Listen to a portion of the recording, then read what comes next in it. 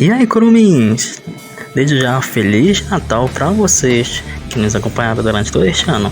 E hoje vai começar uma série de retrospectivas, e uma delas é tratando sobre as séries, ou melhor, sobre as piores séries que nós vimos, que foram desanimadores e chegaram à nossa rede de serviço de streams. Confira a partir de agora, não se esqueça de inscrever no canal. E até o próximo vídeo, bora pro vídeo. Olhar Indiscreto. A série brasileira em 2023, lançada logo nos meados do início do ano pela Netflix, chamou a atenção pelo seu conteúdo um pouco mais, vamos dizer, sexista. E como se apegou muito ao legado de Desejo Sombrio, a série logo foi recomendada para maiores de 18 anos devido às suas cenas de conteúdo erótico.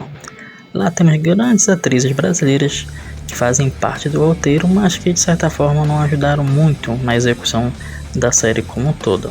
Foi considerado até que algumas cenas foram consideradas mal executadas, com narrativas paralelas até então desnecessárias e atuações masculinas que não convenceram plenamente ao público, que faltou um certo tom também de carisma por parte deles. O próprio Olhar Indiscreto representou um passo significativo para a produção brasileira, mas que não cativou tanto o público e talvez não chame tanta atenção para uma continuidade ou possível futuro para os personagens. Amor e Morte. Candy Montgomery é um marco para uma cultura norte-americana. É uma perfeita dona de casa cristã, ela salta de uma simples esposa e mãe de 2 crianças para uma assassina em julgamento pelas 41 machadadas em Betty Gordon, sua amiga e esposa do seu ex-amante. É mais estranho para uma estratégia de ficção. O caso desafia todas as obviedades de seus relatos e vai além de uma simples assassinato a sangue frio. E revivendo quase depois de 23 anos, a HBO Max, que no caso tinha Nicole Kidman e David Kelly, se une para produzir e remontar esse peculiar quebra-cabeça. Mas assim como essa ambição teve ainda baseado em The Undone, foi o se usar uma ruína em um episódio final. Amor e Morte deixa a desejar por permanecer em um nível confortável demais e deixar para lá as nossas dúvidas se poderia ter sido um pouco mais ousada. I'm very attracted to you. Oh. Would you be interested in having an affair? Citadel. Bom, é um pouco deprimente imaginar que os irmãos Russell se perderam aqui nesta série. Bom, a gente lembra que a primeira temporada de Citadel, em maio, mostrando que, entre aspas, dizia: nosso objetivo sempre foi criar uma nova franquia enraizada em algo original, que aumentaria o público internacional para dentro do Prime Video. Não foi o que aconteceu. O plano da Amazon funcionou. O thriller de espionagem, caro e pintado por nomes estrelados por Priyanka Chopra Jonas e Richard Madden como agentes sensuais que lutam contra um sindicato do crime global. Bom, era popular no exterior e o streaming já estava replicando essa fórmula como uns 2 spin-offs internacionais, mas faltou algo para se chamar de Prime, porque muitas das histórias já eram batidas, já o que a gente já conhece, aquela relação de espiões de sexos opostos que se apaixonam e que de certa forma já está meio batida essas histórias e não provocou nenhuma reformulação. Velma. Talvez as únicas pessoas que ficaram entusiasmadas com o lançamento de Velma foram provavelmente o mundo dos youtubers, cujas carreiras dependem de rotular uma coisa ou outra, mas enquanto Scooby-Doo, como uma espécie de reiniciação, certamente recebeu um pouquinho de ódio devido às guerras através dos teclados de computadores ou até mesmo de celulares. E não é como ignorar que é um dos piores programas lançados pela Max em 2023. Ela foi criada pelo veterano escritor de uma sitcom Charlie Grande.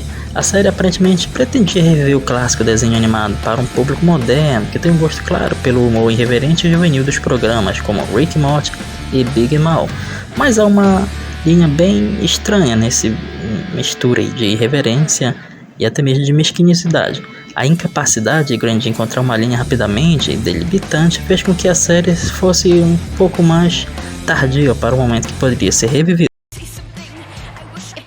Convince people I didn't kill Brenda, I'm going to be arrested. I know, but I also know how to find out who did kill Brenda. I think it has something to do. Depois de quase 10 anos na televisão, a série de super-heróis da CW, Flash, finalmente chegou ao fim, encerrando todo o Arrowverse com ela, dando que foi dado um dos programas mais divertidos de assistir semanalmente.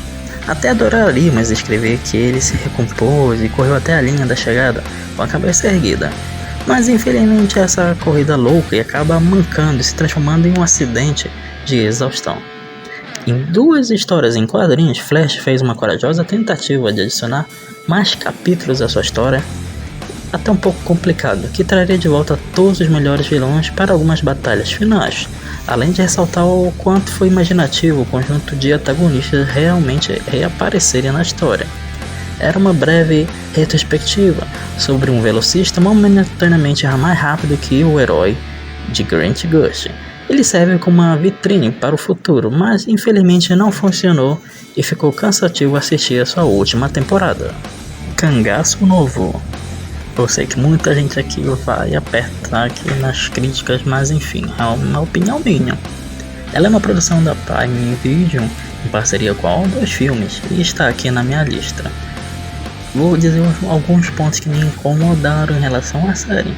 Inicialmente, é bom lembrar que a própria equipe envolvida na produção disse que mostrava que o Baldo viria de Fortaleza, mas aí mudou alguma coisa em relação à presença dele ainda em São Paulo, que mostrava que ele tinha um tom de civilidade e que ele estava retornando para a região nordestina com uma ideia de pregar algo como algo civilizatório, o que para mim compromete um pouquinho essa relação de sempre mostrar que o povo nordestino precisa ser ensinado alguma coisa.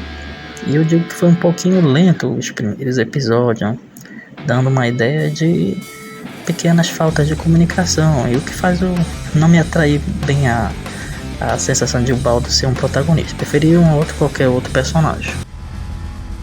Rapaz, mas tu é cagado e cuspido teu pai todinho, bicho. Tratará. Invasão Secreta. A decepção aumenta porque os 2 primeiros episódios mostraram o quanto a obra poderia ser um novo marco para as produções dentro da Marvel e para o universo MCU.